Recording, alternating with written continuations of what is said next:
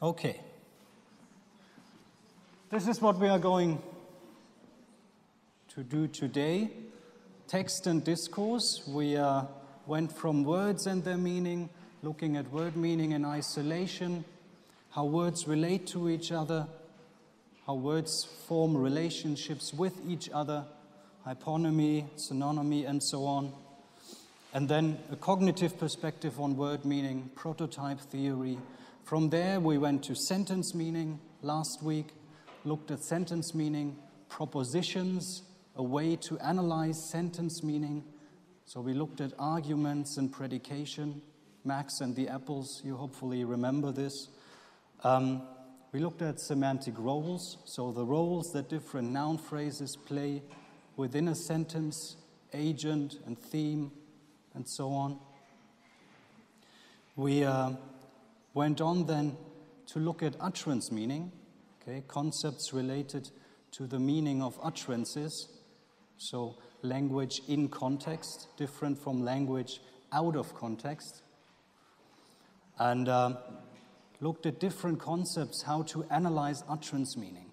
Okay, lots of this was meaning that is understood and communicated by speakers and writers, understood by listeners and readers without being said, okay, without being in the words, without having a linguistic basis. One of these concepts was illocutionary meaning. So speech acts, we looked at speech act theory, how people can do things with words. How when I say, okay, let's look at this and that, I have hereby opened the session, in a way. Now, that was not a good way to open the session, but you know what I mean. Welcome to the last session on language and discourse. This was a speech act, and what I did was opening the session. Okay, how people can perform speech acts indirectly, so how I can say, it is cold in here, and thereby you understand that I want you to open the window. So indirect speech acts also. From there then we went to H.P. Grice and how he observed and how he wondered, how is this possible? How can people mean something else from what they say, and how do people get from what is said to what is meant? Okay? And the idea that he came up with of the cooperative principle and the maxims connected to this cooperative principle that people follow and assume that all of us follow in conversation, and how this makes it possible, well, to mean something else by superficially not adhering to one of the maxims. So when I meet you out on the street and it's raining, and I say to you, nice weather, on the surface it looks like I have lied to you, but then you are able to look up, and you know that I know that you can look up, and that's why I can infer an additional meaning, so that you have been trying to be ironic, for example. Additional meaning without being in the words.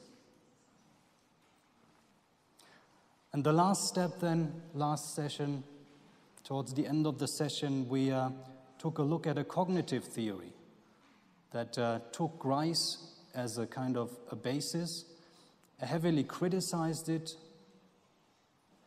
threw out all the maxims and the cooperative principle, and instituted one basic maxim, one principle, the principle of relevance. Okay? And they were trying, Sperber and Wilson, trying to explain how additional meaning can be communicated by reference to only one cognitive principle, the principle of relevance. And then one important contribution they made that we stressed is how word meaning and sentence meaning, by just looking at the words in a sentence and the word meanings in the dictionary, you do not actually have a propositional meaning. You already there need the context of situation in order to disambiguate lexical items that come up, in order to enrich the meanings of lexical items, in order to assign reference to words, contextual reference, and so on. So this was an important contribution, the realization that context comes in at the semantic component already. And from there now, we will go one step further, as I said, to texts, so to larger units. of meaning, larger meaning units, and then what is called discourse, what came to be known as the field of discourse analysis. So text and discourse are in some respects almost synonymous. In some respects they have slight differences, but we are going to look at this. This is our plan for today. So this will be the main topic. We will be concerned with interpreting discourse, interpreting, understanding texts, understanding discourse. What is involved? The first concept we are going to look at is cohesion. Concept connected to the name of Halliday and Hasan, two scientists who wrote a very, very influential book named Cohesion in English in 1976. So this is already 40 years ago, almost. Okay? Cohesion, and they try to find out what makes a text a text. How does a text differ from, just a jumble of sentences? What is the unifying element? And they were looking at linguistic markers that make a text, so a formal view on text. Cohesive ties is what they were talking about. From there, we will go to a concept very much related to this and also based on this, connected to Brown and Yule, 1983. They criticized what Halliday and Hasan came up with, the concept of cohesion, and we will try to follow their argument in part. So the main force of their argument, I hope I will get it across to you. It's actually not that simple. It's real, it's not textbook parts and textbook science, but it's a real scientific discourse that I'm trying to bring across to you. In their model of coherence, so they view discourse and discourse understanding as a process, as a mental process. And they are trying to explain how it is possible, how we can use our brain and our cognitive facilities to understand text as discourse. So mental modeling will be one topic.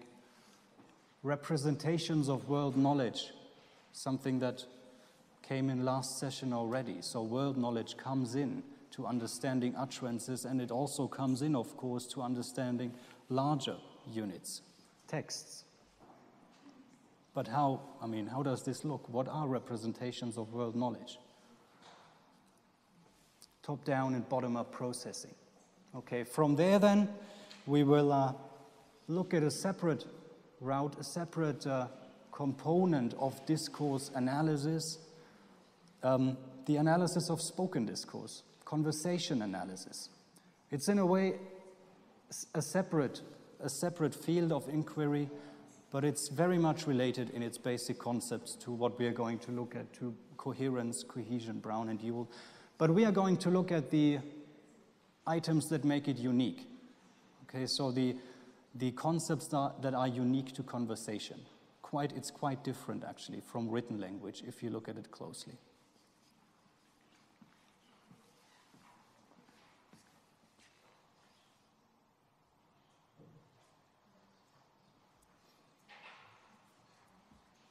Okay. What is a text? It's a fairly innocent question, and I assume that every one of you assumes they know what a text is. But if you need to define what a text is, it becomes very difficult. So a text involves language. I think that's fairly clear. But then, let's look at Halliday and Hasan try to do this at the beginning of their book.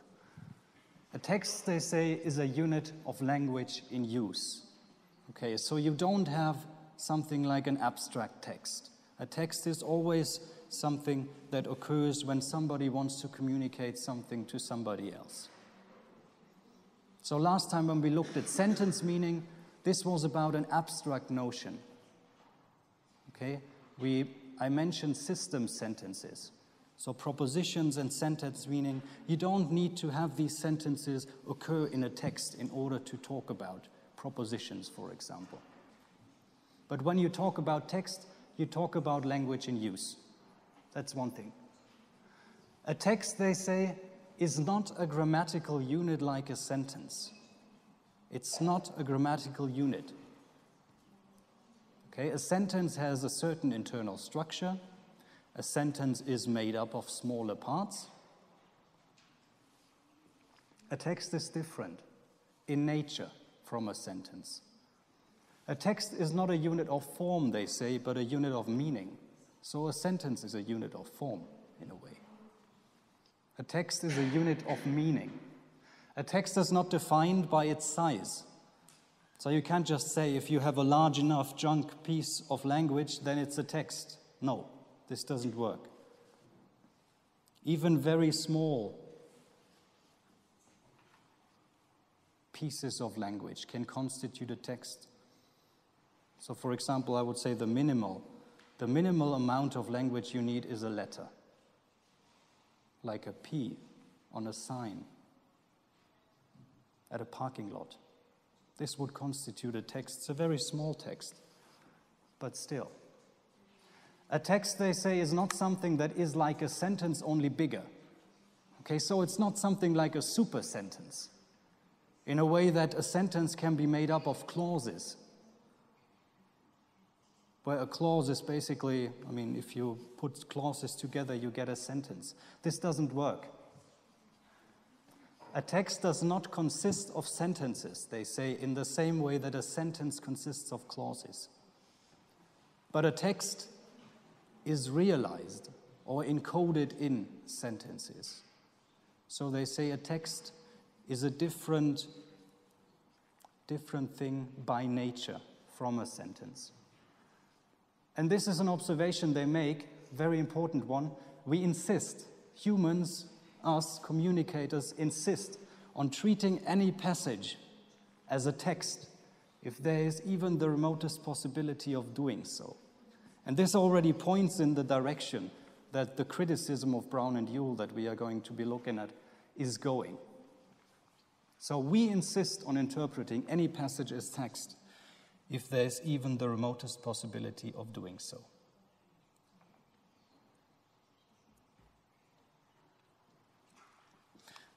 This is what they suggest. So what is a text? They say a text is something that has texture. Okay? As opposed to a sentence has structure. You looked at sentence structure, the structure of simple and complex sentences, but a text has something else. A text has texture. And this is what distinguishes it from something that is not a text. And then they go on to explain there are certain markers that are unique for text, independent from structure, and that explicitly show that sequences of sentences are tied together to form a text, to form a unified whole. So these sentences, they say, cohere. They show cohesion. And this cohesion is expressed through cohesive ties. Okay? Formal markers they call cohesive ties. And then these cohesive ties can form chains. We are going to look at this in a second. Here's a text. It's a short text. My father once bought a Lincoln convertible. He did it by saving every penny he could. That car would be a fortune, would be worth a fortune nowadays. However, he sold it to help pay for my college education. Sometimes I think I'd rather have the convertible.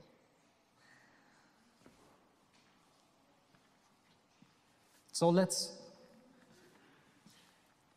look at this text and see whether we can find cohesive ties. What about this? It starts with my father. Okay? And it goes on in the next sentence, he.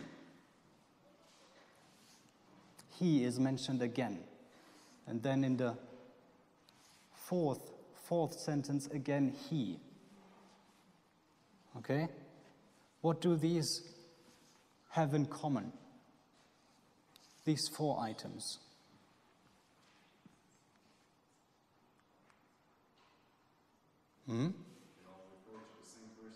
They all refer to the same person, you say? Yes. Very good. So you have my father in the beginning. You could represent it as something like this. Some guy in the real world picked out by this expression, my father. And then, that's what Halliday and Hasan say. When you have this pronoun he, it refers back to the first mention of this guy in the real world, the father, and the other ones as well. They all point back at the first mention. Okay? So these refer to the same antecedent. What about those?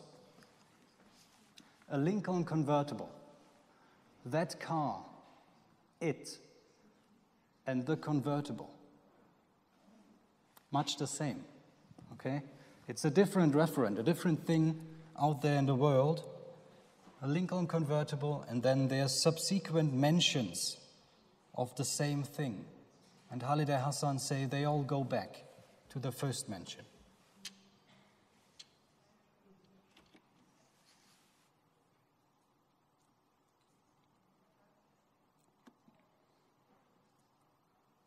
There's more.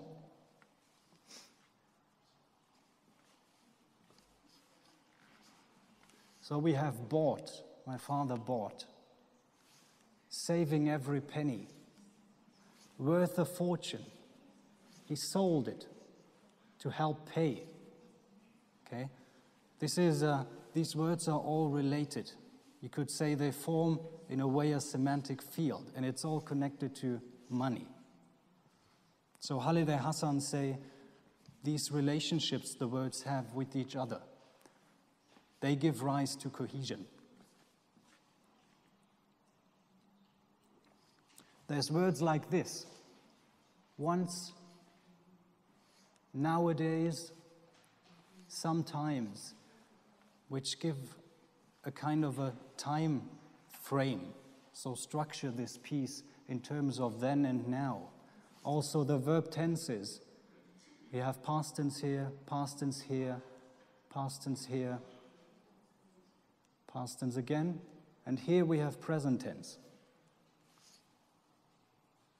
And there's one more item here, the however, which makes a certain kind of connection between two parts of this text.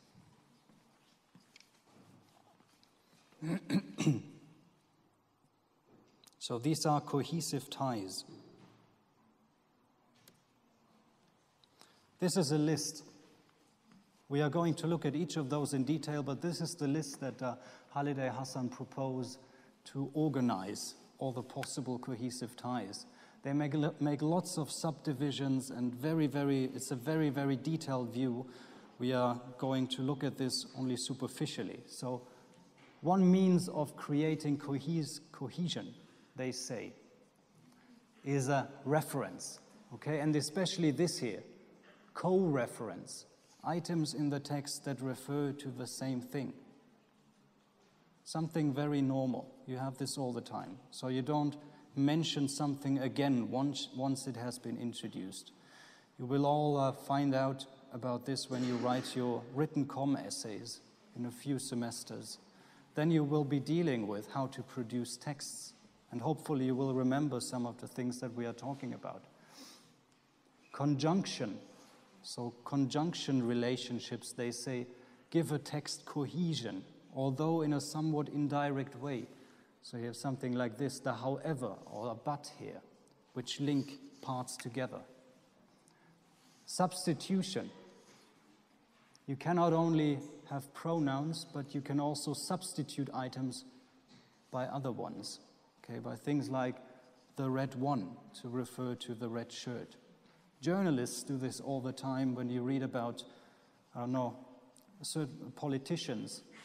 So these politicians are being referred to by name one time and then by their function another time, for example.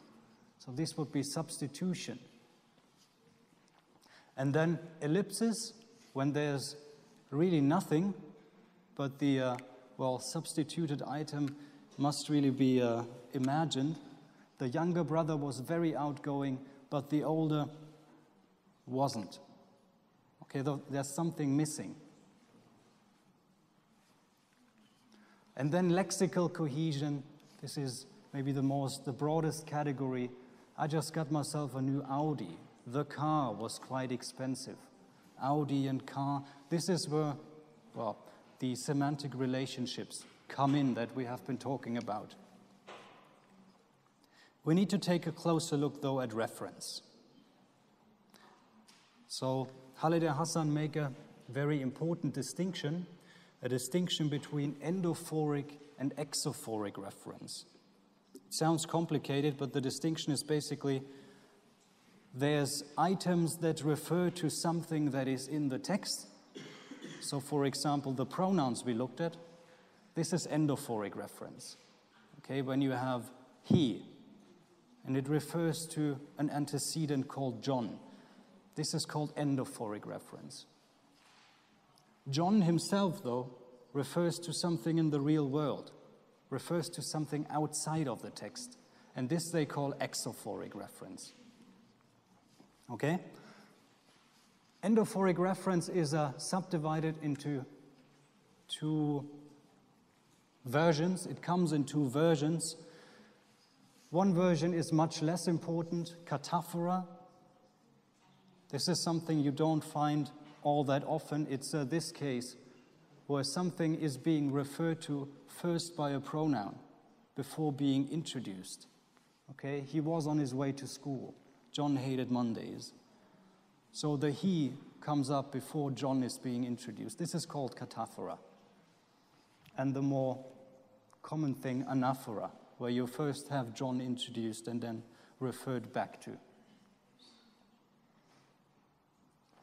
So you have this in the shape of personal reference, basically what we have been talking about. It includes persons as well as objects. So when you have John has moved to a new house, he has built it, the new house, last year. It's a beautiful house. His wife must be pleased with it. Okay, so that's all. It's all anaphora, personal reference. And then we have this here, demonstrative reference. This is very much related to what we talked about last session under the heading of deixis. Okay? Deixis in a situation which can involve pointing, this and that. You can have deixis, or as Halliday and Hasan call it, demonstrative reference in a text. They broke a Chinese vase. That was valuable. Okay, that, referring to the Chinese vase. But also, they broke a Chinese vase. That was careless.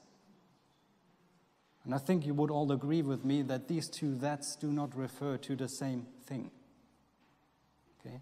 The first one refers to the vase. What does the second one refer to?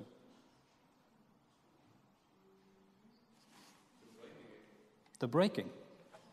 It refers to the breaking. That was careless. So that's already quite remarkable. It's the same word. Identifies different things.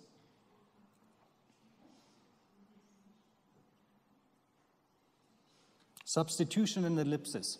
Another kind of cohesive tie. So you can substitute nominals. My axe is too blunt. I must get a sharper one. A sharper axe. I'll have 2 poached eggs on toast, please. I'll have the same. Okay? 2 poached eggs on toast substituted by the same. You can substitute verbs. Did anybody feed the cat? Somebody did. Shall I make an announcement? You can't do so now. Verbal substitution. You can substitute a whole clause. Has everyone gone home? I hope not. Is this mango ripe? It seems so. It seems that this mango is ripe. And then you can have something even more violent, more, I don't know, what are they doing now? Finishing their essay. So this isn't really a whole sentence in a way. It's missing parts. It was hard work parceling all those books. I'm sure it was. Okay? So ellipsis.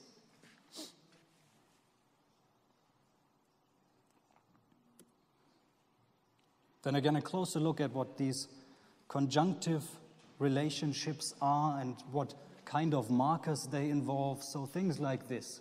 And likewise, similarly, in the same way, in just this way. Adversative, so in a relationship of opposition, yet, but, although. Causal relationships, relationships of reason, because, otherwise, so. And then also temporal relationships. We have seen one of these already. At once, thereupon, on which, soon, presently, later, after all, next time, on another occasion, and so on. So these conjunctive relationships, they say, contribute to a text having cohesion. Lexical cohesion, where an item can be repeated. Okay? Items that are just repeated create an effect of cohesion. Synonyms of items, and now this goes back to the first session we had. Synonyms.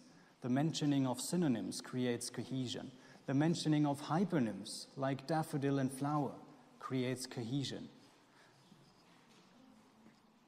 Then you can have an element reiterated through general nouns, they say.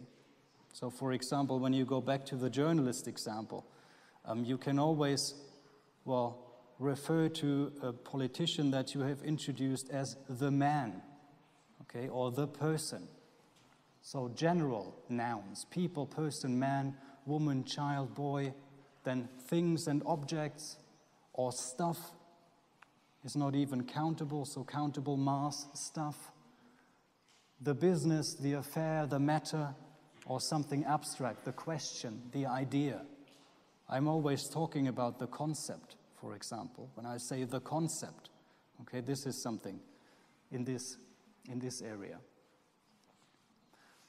And then also collocation. We briefly mentioned collocation also in the first session, that certain words tend to go with certain other words, so they form syntagmatic relationships, like Monday and Tuesday, or boy and girl, stand up, sit down. Basically, all the lexical relationships that you can have, they say, contribute to cohesion. Okay?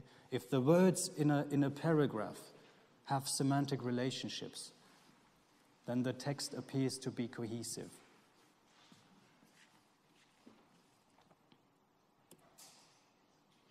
Here's a different text. Lord Melbourne, who was Prime Minister when Victoria became Queen in 1837, did not like birdsong and could not distinguish a woodlark from a nightingale. He preferred the singing of blackbirds anyway. Best of all, he liked the cawing of rooks and could watch them for hours as they circled at sunset. Victoria was surprised by this. She disliked their grating and insistent calling.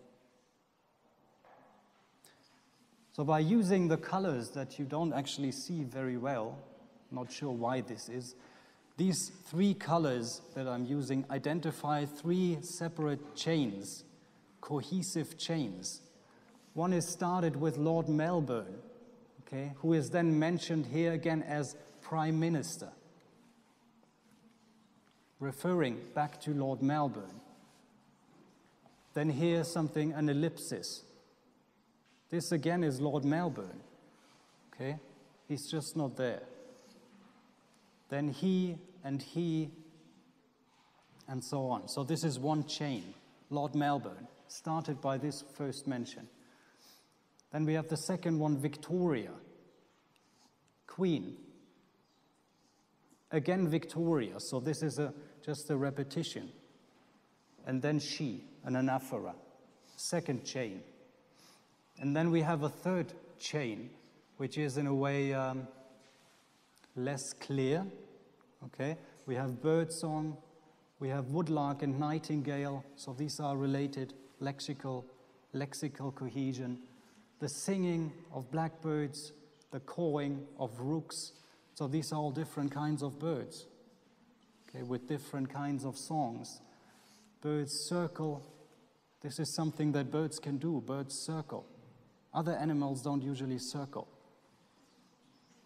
They're grating and insistent calling. This is also something that birds do.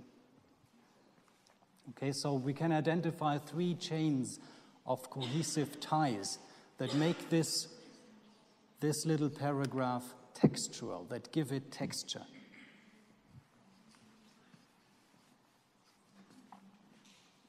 So far, what Halliday and Hasan say. Now, let's take this a bit critically. That's what Brown and Yule do. And one thing they ask, that's all good and nice, but if we have no cohesive ties, does that mean we don't have texture? So are cohesive ties a necessary condition for something to be a text? Are these formal markers that form these cohesive relationships something that we need in order to perceive something as a text? And one example they have is this little dialogue here. The phone is ringing. Person B answers, I'm in the bath. Person A says, okay. And they argue that this is a perfectly sound text in the sense that it is a unified whole.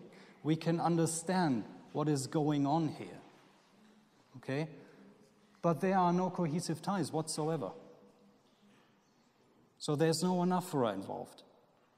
No lexical cohesion, no conjunction, nothing of the sort. But still, we are able to make sense of this as a unified whole, as a kind of text.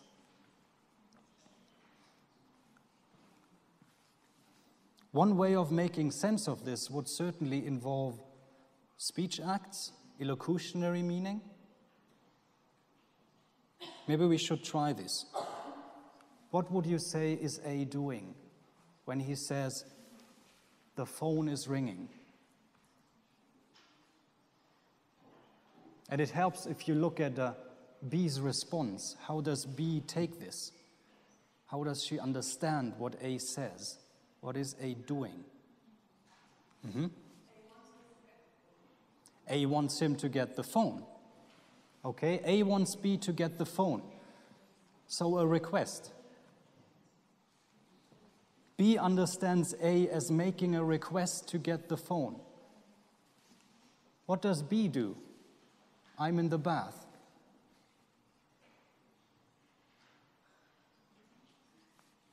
He says somehow that he's unable to get the phone and to talk with the one who calls. Because he is something during the bath, I don't know what.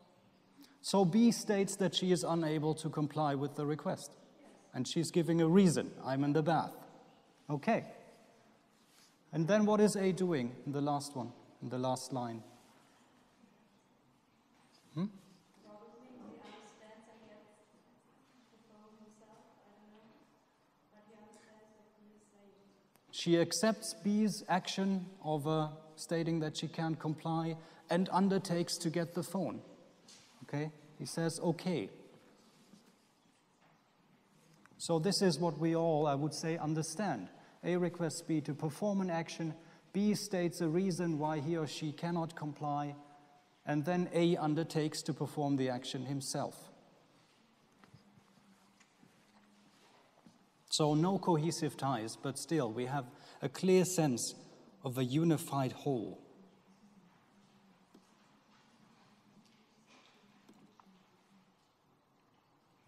And this is the conclusion that Brown and Yule draw from this. Formal markers, the cohesive ties of Halliday and Hasan, are not something that is necessary in order for something to be a text. It is not a necessary criterion for textness. This may ring a bell also from the first session when we talked about necessary and sufficient conditions. Okay, we talked about feature analysis, a way of explicating word meaning. This also had to do a lot with finding out defining properties, core properties of something. And in this sense here, these cohesive ties, they say, are not a necessary criterion for something to be a text, so may not be part of the core of what text is all about, of textness.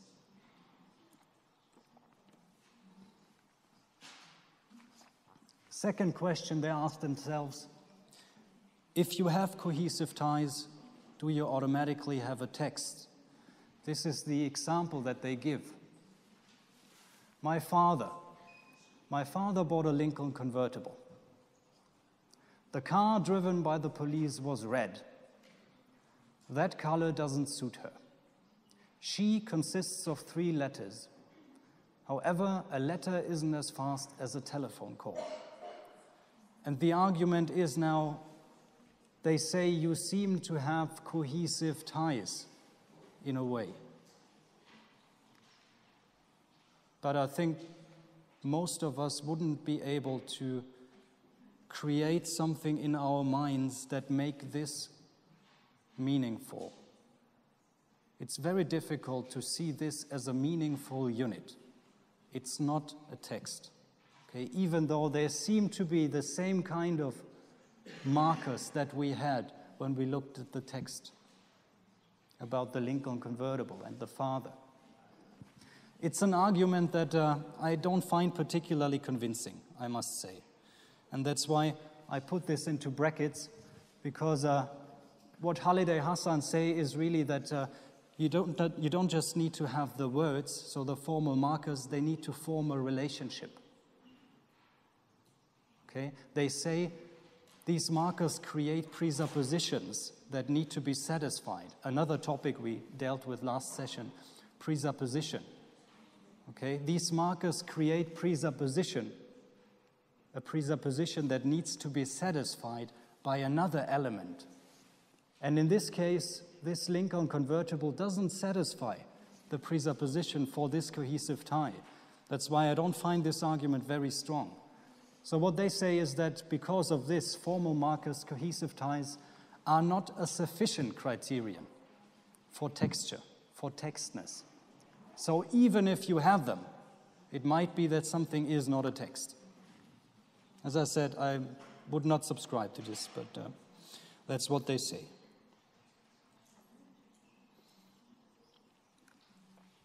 And this is what they propose instead. So they take a slightly different view on what a text is. They say, within chunks of language which are conventionally presented as texts, the hearer or reader will make every effort to impose a coherent interpretation. That means to treat the language thus presented as constituting text. We, that is Brown and Yule, we do not see an advantage in trying to determine constitutive formal features which a text must possess to qualify as a text. So these constitutive formal features, that's the cohesive ties. We do not see an advantage in trying to do this. That's what they say. They say texts are what hearers and readers treat as texts. That's it. So no formal way of defining text anymore. Texts are whatever hearers and readers treat as texts. This is now 1983. And let's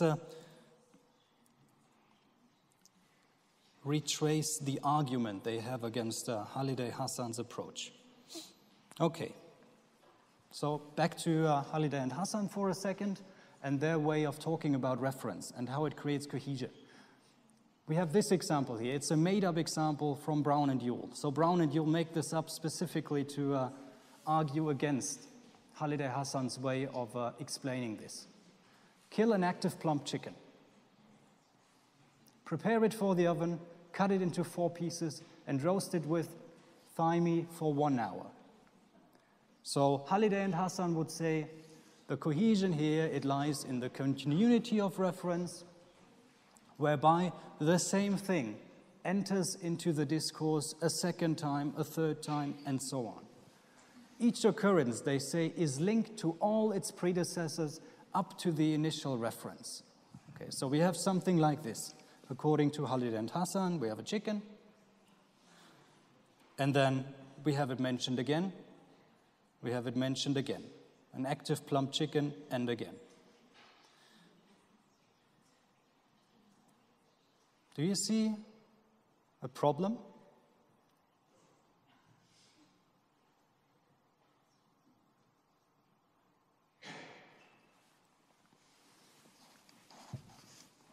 What do you think? What are they driving at with this example?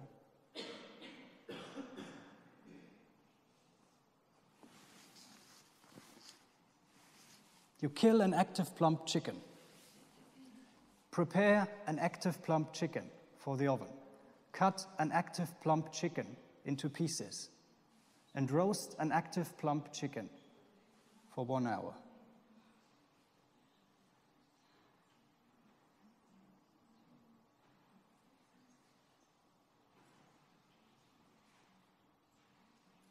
So the problem here is that at this stage already, the chicken isn't active at all anymore. It can't be because it's dead. Okay, so the chicken changes while it is still being referred to. It's still in a way the same chicken, but it's not an active plump chicken. Okay, so if, as Halliday Hasan argue, every successive mentioning goes back to the first mentioning, then this is not really plausible. This doesn't really look sound. This is what Brown and Yule suggest instead. They say it seems much more likely that the processor, and that's the hearer or reader, so the processor, the person who processes this, establishes a referent in his mental representation of the discourse, and then relates subsequent references to that referent back to his mental representation, rather than to the original verbal expressions in the text. So mental representation is a key word. Halliday Hasan said it's all within the text. It's a semantic relation within the text. Brown and Yule say no, it isn't. On the first mention, people create a mental representation of the chicken.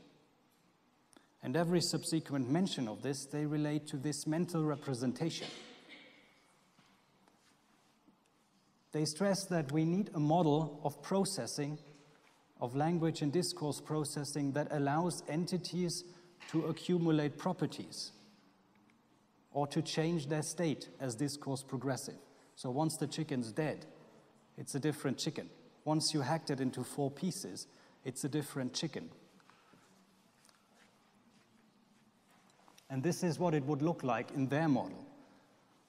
So the chicken is not out there in the world at all. It's in the mind of the person who processes this text. And at first it's a chicken. After the first mention, it's dead. On the second mention, you prepare it for the oven. So it's different again. And in the third mention, it's this. The mental representation of the chicken changes its state, it changes its shape, and it changes properties, while it is still being held in the mind of the person who processes this text.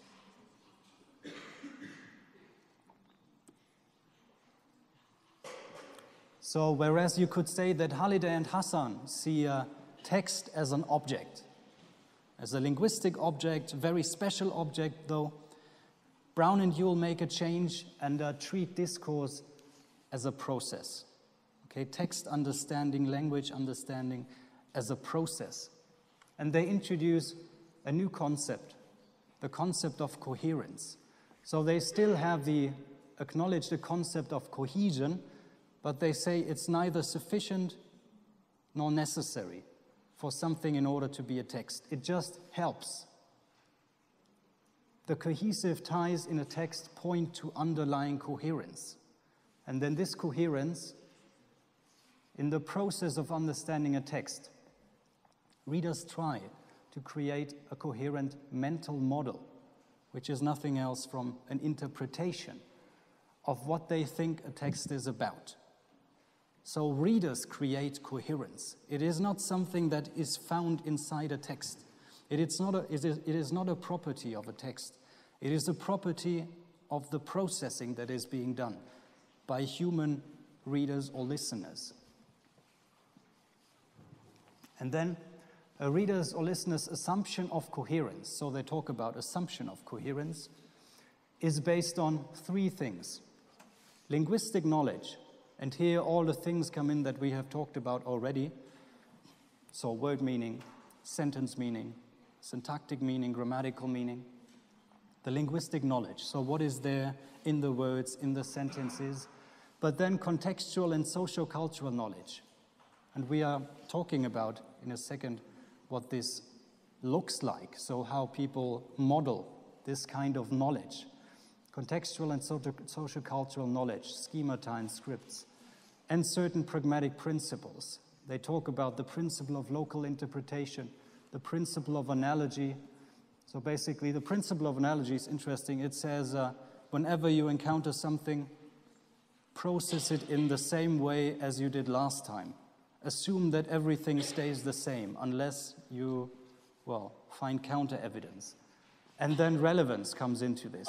Okay? The principle of relevance from relevance theory fits in this place. It's one of the pragmatic principles that people use in order to create coherence.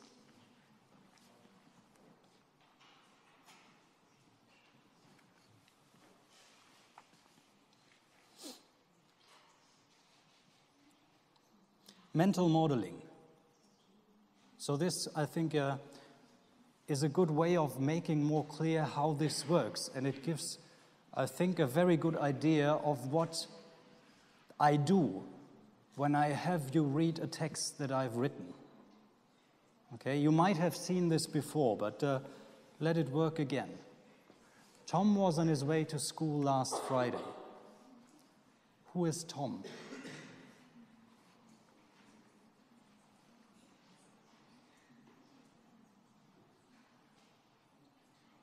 Or what is Tom? What do you think you know about Tom?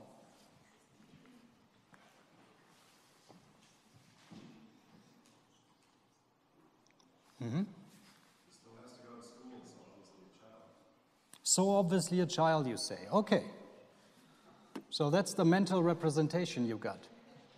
It involves a whole lot of things. Okay, already. It goes on. He was really worried about the math lesson. This fits in well. Right? Schoolboy.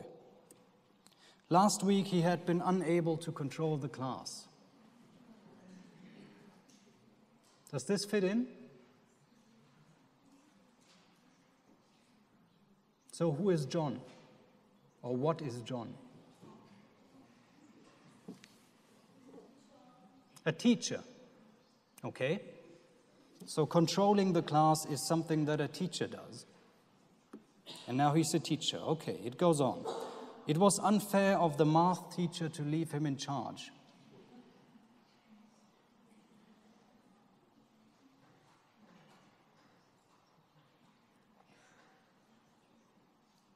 What's happening?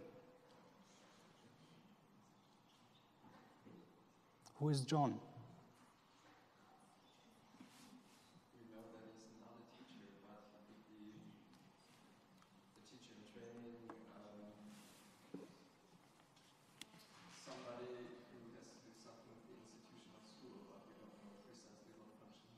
Mm-hmm. Now you're starting to go deeper into how this works. Okay, he might be a teacher in training. And that's how it ends. After all, it is not a normal part of a janitor's duties. So he's a janitor. Okay? These are just 5 sentences. And with each successive sentence, our mental representation of what is going on changed. We are able to do this. Okay? It's not difficult at all. So we readily fill in, Brown and Yule say, any connections which are required to treat this piece as a text. We all assume that this is I told you that this is a text, but still. We readily fill in everything that is required. We are able to easily adjust our mental model, our interpretation of the world created by the text, to changing circumstances, new information within the text. And these mental modeling processes that we have available correspond to what we do when we interpret text, when we interpret discourse in communication.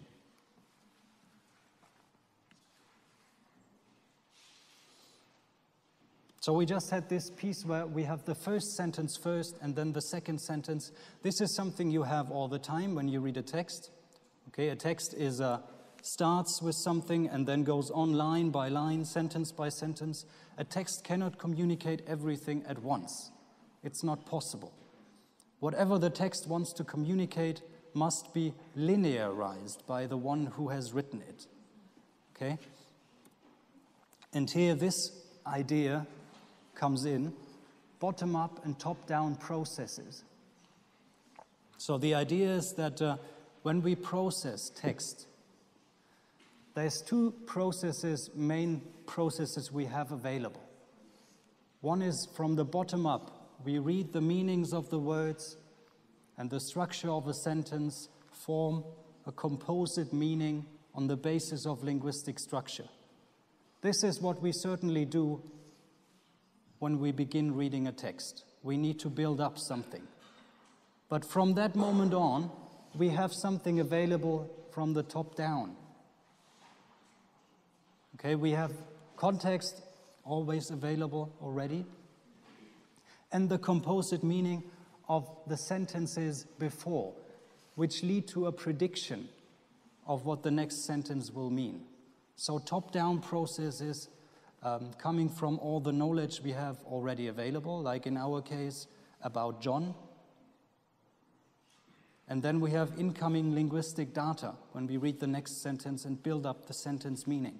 And these 2 processes work on the mental representation that we are building of what a text is about, continuously and simultaneously, while reading and listening. Representations of world knowledge. A few words about this, how this needs to be conceptualized. So it's a bit cheap to always say, yeah, it's all world knowledge, it's all background knowledge, and then not actually say what world knowledge is, how this might be organized in the mind. There's 2 concepts that are very important here. There's other concepts as well, but these are maybe the most influential and most relevant. Schemata. So we have conventional static knowledge structures available that help us make sense of situations we encounter in everyday life. For example, we had school, okay? And when you hear school, it activates a certain schema, a static array of knowledge that you have, what schools involve. Schools have doors, you can walk into a school. Schools have classrooms. All the classrooms also have doors. Within a classroom, you might find something like a board. There are teachers in school, okay? So all these things come into this schema you have of school. And then you could also have something like a supermarket schema. Supermarkets are buildings. They also have doors. They have food displayed on shelves, arranged in aisles, shopping carts and baskets, checkout counter.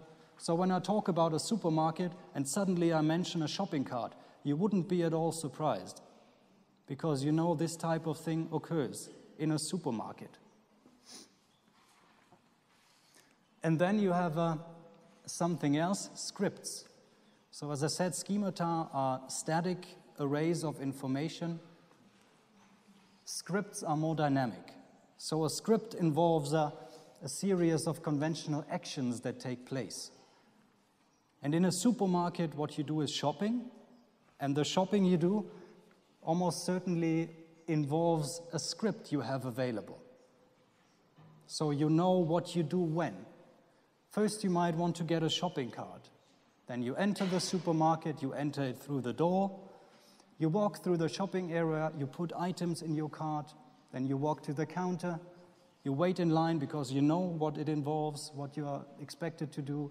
You drop what you bought or what you want to buy on the conveyor belt, and then you pay via cash or card, and this is a little action, a little procedure in itself. Okay, paying by cash or by card involves different actions. You might have to type in a PIN number, and none of you will be surprised if he is asked to do this. You package your purchases, you bring back the shopping cart, pack your purchases into your car, and so on. So this is one of the knowledge structures that we have available about shopping.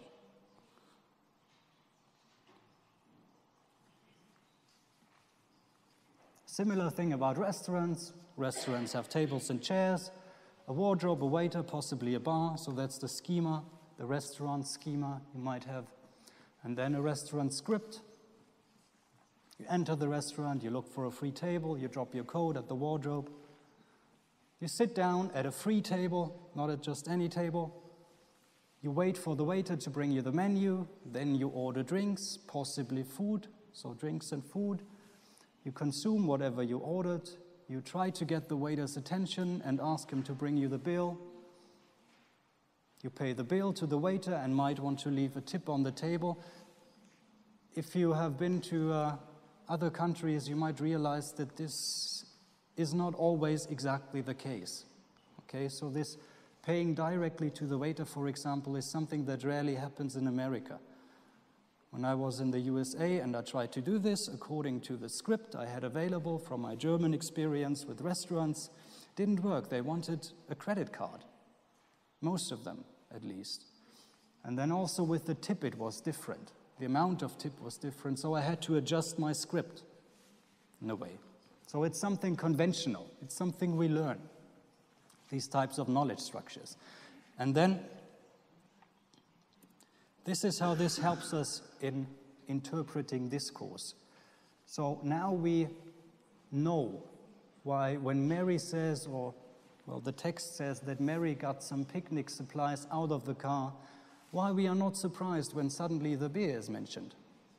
Okay, because beer is part of a schema we have available for picnics. Beer is something that crops up in picnics. Trying not to be out of the office for too long, Susie went into the nearest place, sat down, and ordered an avocado sandwich. It was quite crowded, but the service was fast, so she left a good tip. Back at the office, things were not going well. In order to understand this, in order to create coherence, we need, I would say, both our restaurant script and restaurant schema, and then also some of our office schema, script, knowledge. So Susie went into the nearest place. Place is really, very ambiguous. Can be lots of things, but then she sat down and ordered, and she sat down, we add, at a table, and ordered from the waiter. Okay, and then the place becomes clear. It's a restaurant. The service was fast. So what kind of service? Obviously the restaurant waiter, the service by the waiter. So she left a good tip, and then also, this comes into the knowledge structure that we have available. Okay, we automatically fill in what is missing by using our background knowledge. Fill measure cup to line and repeat every 2 to 3 hours. How does this fit in? What is this? Any guesses? Where this could be taken from?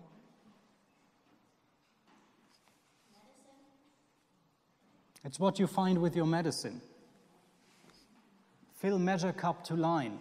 What it doesn't say is what you are supposed to do after you have filled the measure cup to line. It doesn't say so. It just says you repeat whatever you have done every 2 to 3 hours. What are you supposed to do?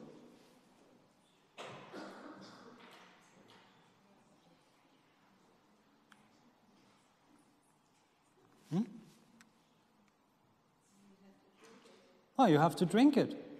Of course. It doesn't say that you have to drink it, but we all know this, okay? Because we have encountered this type of thing before. So this is how world knowledge comes into the interpretation of discourse according to what Brown and Yule propose. Okay, here I would like to change topics and get into conversation analysis, so focus specifically on spoken language for the rest of the session. This is one of the observations in Brown and Yule on spoken language. It's about, what you need to think about when you try to tell written language apart from spoken language. So in conversation, they say the speaker planning in the here and now. Well, we have to imagine the speaker planning in the here and now, possibly threatened with his interlocutor wanting to take a turn. Okay? Somebody else wanting to come in. Typically repeats himself a good deal, using the same syntactic structures, the same lexical items, using the first word that comes to mind rather than hunting for the mot juste, the right word, filling in pauses with fillers. The overall effect is of information produced in a much less dense manner than is characteristic of written language. Okay, so spoken language is typically very different, much less dense, much more marked by incomplete sentences, incomplete constructions, often simply sequences of phrases, very little subordination, which you find in texts all the time. When you have sentences, they're usually active sentences, declarative sentences, most of them. Logical connectors are much less varied, so the conjunctions that we have been talking about are almost all reduced to and, but, then, if, this type of thing. Discourse organizers, which you find or will find in the essays you write and in the essays you read. First we are going to look at, and then we will conclude, and so on. Very rare. You usually don't find this in spoken language.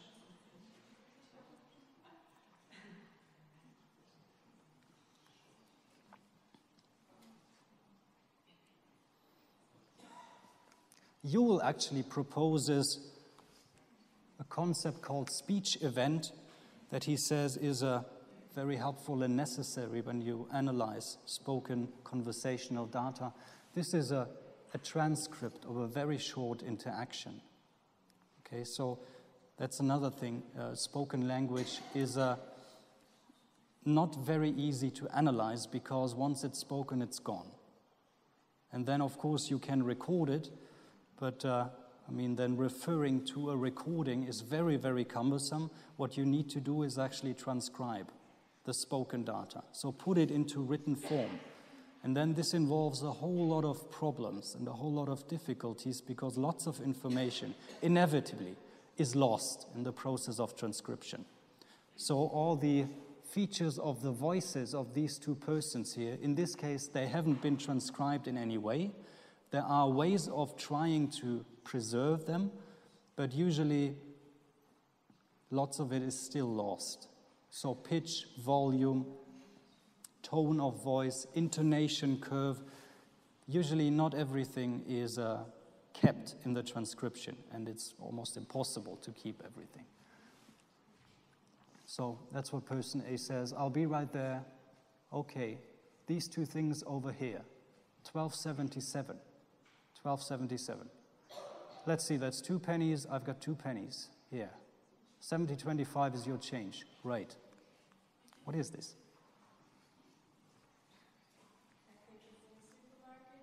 Somebody wants to buy 2 things at a web and has to pay 12.77 euros, pounds, and then the person says, here I've got 2 pennies, so she got 7.25 back, and then she goes away.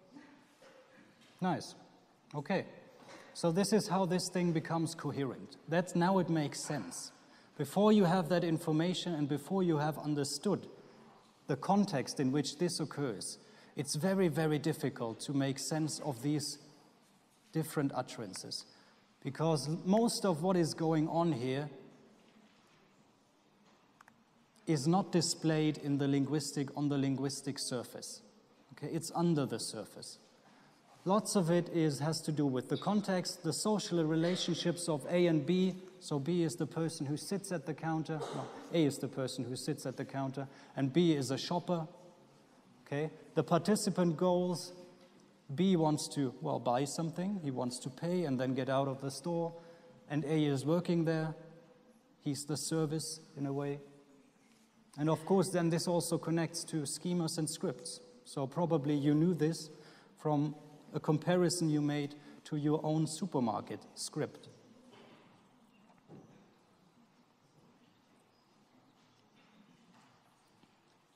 This may be the most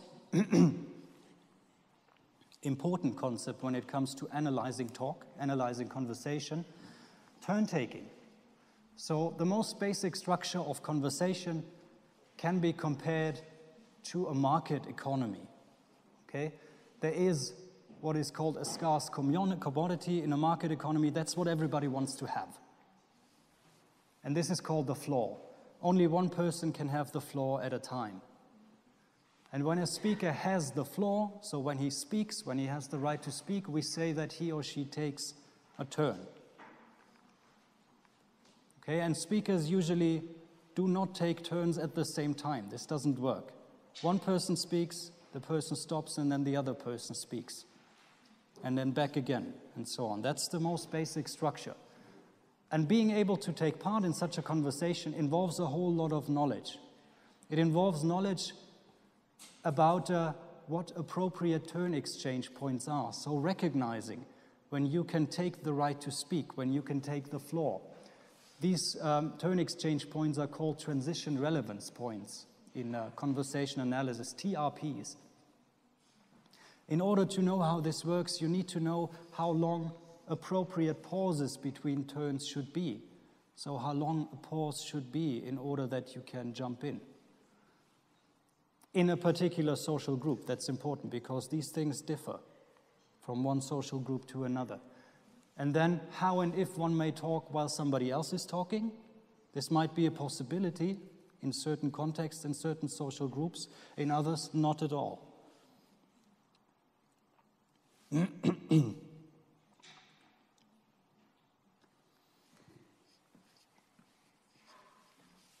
Smooth transitions in turn-taking from one speaker to the next seem to be valued. Now that's what Yule says here. Transitions with a long silence between turns or with substantial overlap between speakers, when two speakers are trying to speak at the same time, are often felt to be awkward and can create a sense of distance and unfamiliarity. So then they can create an additional meaning. Okay, when you have silences in a conversation or overlap in a conversation, this can create an additional meaning of unfamiliarity. You have here an excerpt where Dave, he's a schoolboy and he's talking to the father of a friend of his. So probably they are at Mr. Straight's house and he wants to pick up his friend. And then Mr. Straight asks him, "So what's your major, Dave?" Well, he's a student, obviously. And Dave answers, "English. Well, I haven't really decided yet." 3-second pause. Okay? And Mr. Straight goes on, "So you want to be a teacher?" And Dave answers, "No, not really. Well, not if I can help it." These things are also short pauses here. These dashes mark or represent short pauses. And then another 2.5 seconds elapse until they both, Mr. Straight starts again, and when he has phrased "wa," Dave comes in and also speaks. And then you have this little sequence here where they are overlapping. Okay, and here they try to repair what has happened. Now they realize they're talking at the same time, and Dave says, "Oh, sorry," and Mr. Straight says, "Go ahead." Okay. So this is a very awkward conversation, obviously. Okay, Mr. Straight wants to make conversation. Dave doesn't really buy into it. And you see from how they are interacting, the length of their pauses and then the overlap, that this isn't really working at all.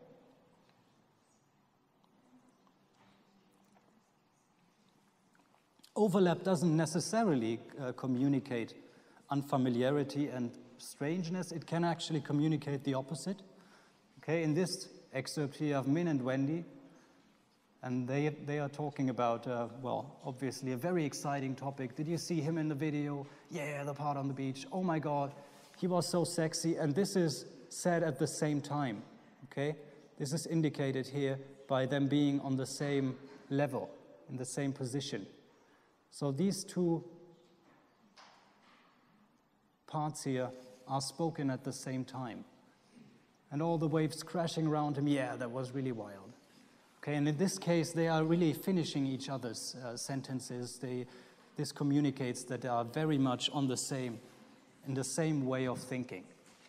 Closeness and familiarity.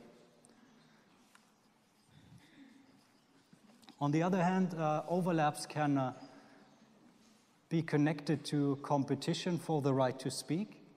So you often find this in talk shows, political talk shows in particular, when people are stealing each other's turns and people are interrupting, and then something like this comes up, okay, here, when they were in, and power, and at that point, Jerry comes in. That's my point, I said, but Joe won't let go. And he explicitly says, wait, can I finish? Okay, so here this overlap communicates competition for the right to speak, competition for the floor.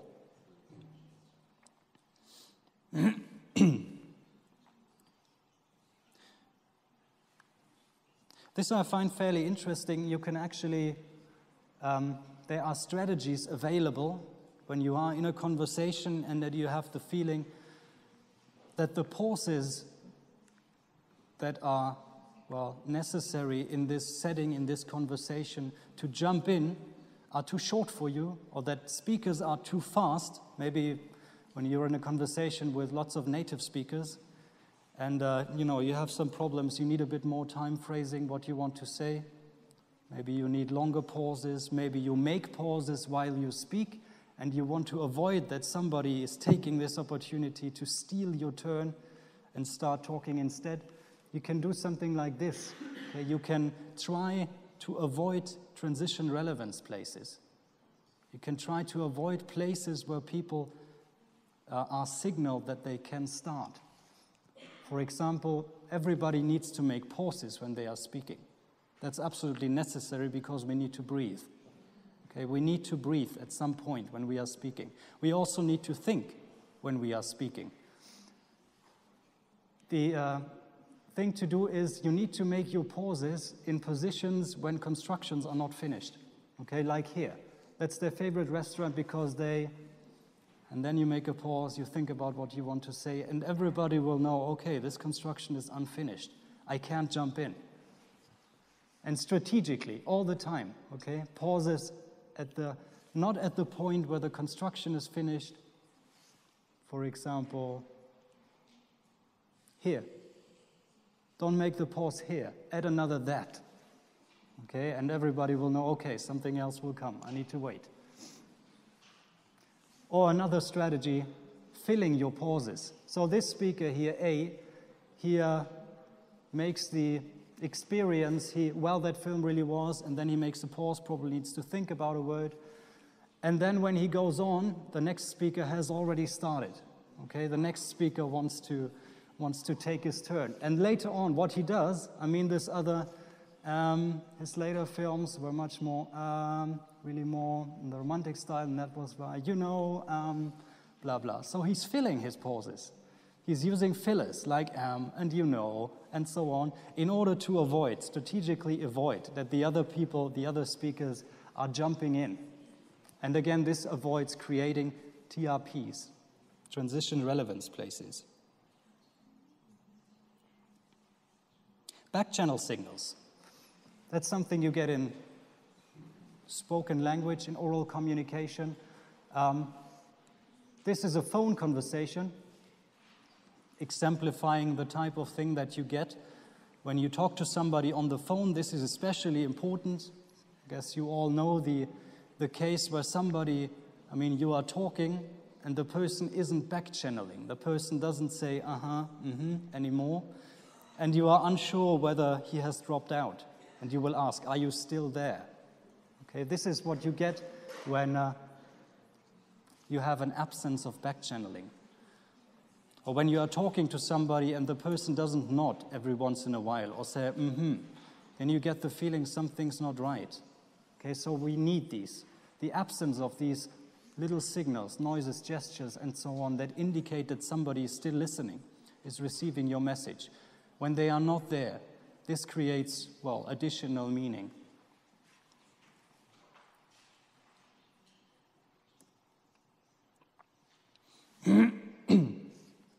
We already mentioned pauses. Pauses can be, well, shorter pauses can be used by hesitations because somebody's looking for a word and so on. Longer pauses become silences, and especially when they occur at a transition relevance place, then these pauses, these silences become attributable silences.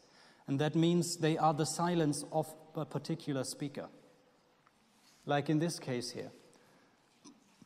Ian asks or tells Dave, Dave, I'm going to the store.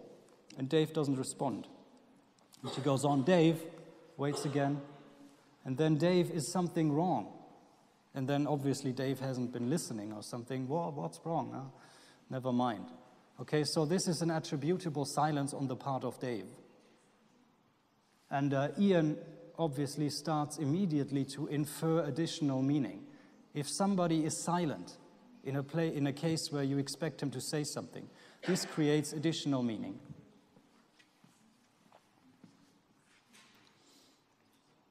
This is an excerpt I wanted to give you from the TV series Seinfeld, which I like very much.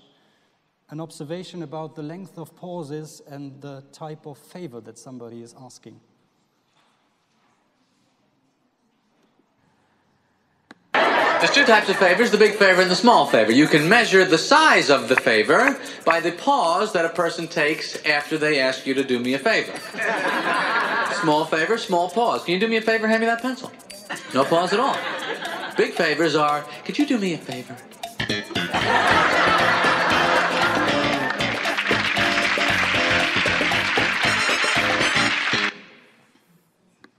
So interesting observation about the length of pause and the type of favor. Adjacency pairs is a topic in conversation analysis that I wanted to mention. Adjacency pairs are sequences in the structure of the conversation which occur together. So sequences that belong together, and they consist of a first part uttered by one speaker and a second part uttered by the other speaker. And the utterance of a first part, that's the interesting thing, creates an expectation of the second part, a very strong expectation of a second part of the same pair. So things like this, first part, what's up? Nothing much, okay? What time is it? About 8:30. Thanks a lot, you're welcome. Isn't that great? Yes, it is. Should we go for a walk? That'd be great. So question-answer sequences, for example. Question and answers would be adjacency pairs. Okay. Greeting and greeting back. This would be an adjacency pair. And the interesting thing is, these adjacency pairs are not just, noise, meaningless noise, but they usually represent social actions. And this ties in with illocutionary meaning, speech act theory. So there's different options for doing the second part. And the interesting thing is that one of these options is usually the preferred option, okay? When somebody says something, makes an assessment like, isn't that great? Then the preferred option would be that you agree. The dispreferred option would be that you disagree. Okay, and so on, similar with, can you come to my birthday tomorrow? I'm inviting you. The preferred answer would be acceptance. The dispreferred would be refusal, and so on. Request, also, accept and refusal. And the observation is that it seems to be very hard for people to do a dispreferred if they have to. You can see this from this extract here. How about going for some coffee, and she doesn't want to. And instead of saying no and flat out refusing, she is doing the dispreferred in a very, very long-winded way. Oh, I'd love to, but you see, I'm supposed to get this thing finished, you know? She's not actually saying no. But from what she does, the speaker, him, can infer what she's doing, that she is doing a dispreferred. When participants have to do this, produce a dispreferred response, they indicate that they're doing something very marked. Okay, they need more time and usually much more language than they need when they're doing a preferred. They're also much less real dispreferred items that you find in conversation than preferred. So Yule gives a little manual how to do a dispreferred. That's quite interesting. So when you have something like this, do you want to come for dinner tonight and you really don't want? You have to do a dispreferred. You delay, you hesitate, you preface by, well, oh. You can express doubt, I'm not sure, I don't know. Okay, you can give a token yes answer, which is kind of, you know, can be a dangerous road. You say like something like, well, that's great, I'd love to. But you can mention obligation, like give an excuse why you can't go, appeal for understanding, you see, well, I can't really, and so on. So this is what people do when they are forced in a way to give a dispreferred answer. And depending on the person, this can be quite elaborate. Okay, we're almost finished. This is something I found when I Googled for awkward silence. I got a long list of hits. So people are very much concerned. And there's lots of manuals on the internet that give you advice how to avoid creating awkward silences. Okay, and in particular, I think this is connected to dating. Men and women in a conversation. How to avoid having an awkward silence. And I mean, you can look this up. But I found an interesting stretch also in Seinfeld that I wanted to show you at the end of the session, which is also about awkward silence, but it ends in a quite different fashion. So this is 2 extracts from the same episode.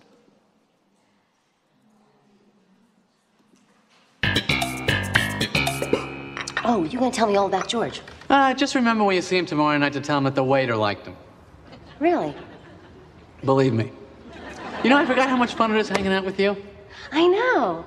You know, we never had a bad conversation. I know, no awkward pauses. It's probably the reason we never fooled around. Yeah. Probably the reason.